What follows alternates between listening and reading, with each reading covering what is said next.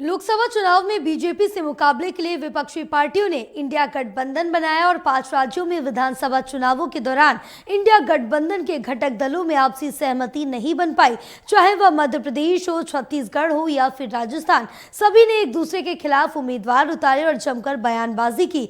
परिणाम साफ है, हिंदी पट्टी के इन तीनों राज्यों में मध्य प्रदेश, छत्तीसगढ़ और राजस्थान में बीजेपी ने कांग्रेस सहित विपक्षी दलों को पराजित कर दिया, सत्ता पर काबिज हो गई है। विधानसभा चुनाव में कांग्रेस की पराजय के बाद आनन फानन में इंडिया गठबंधन की दिल्ली में बैठक हुई और इस बैठक में ये निर्णय लिया गया कि 2024 के लोकसभा चुनाव के लिए सीट बंटवारे की बातचीत को जल्द से जल्द अंतिम रूप दिया जाना चाहिए। दिल्ली में हुई बैठक में इस बात पर जोर दिया गया कि मुख्य फोकस सीट बंटवारे पर होना चाहिए। 31 दिसंबर की समय सीमा तय की गई थी और अब इस समय सीमा में केवल एक ही दिन बचा था, लेकिन आपको बता दें कि कोई भी अभी तक निष्कर्ष नहीं निकला है। साथ ही इंडिया गठबंधन की बैठक में संसद के 146 सांसदों के निलंबन के खिलाफ संयुक्त रूप से पूरे देश में प्रदर्शन का निर्णय किया गया था, लेकिन इंडिया गठबंधन का ये प्रदर्शन केवल दिल्ली तक ही सीमित रहा। हर राज्य में घटक दलों ने अपने तरीके से अलग अलग प्रदर्शन किया। इंडिया गठबंधन के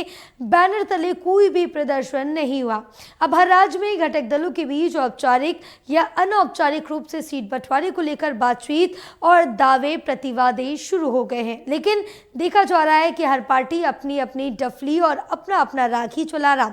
इस हफ्ते सबसे बड़ी उथल पुथल बिहार की सियासत को लेकर हुई। बिहार की सियासत पर सभी की निगाहें टिकी हुई थी, क्योंकि राजद समर्थक माने जाने वाले ललन सिंह की जेडीयू के राष्ट्रीय अध्यक्ष पद से छुट्टी हो गई और नीतीश कुमार ने राज्य के साथ साथ जेडीयू संगठन पर अपनी पकड़ मजबूत कर ली है।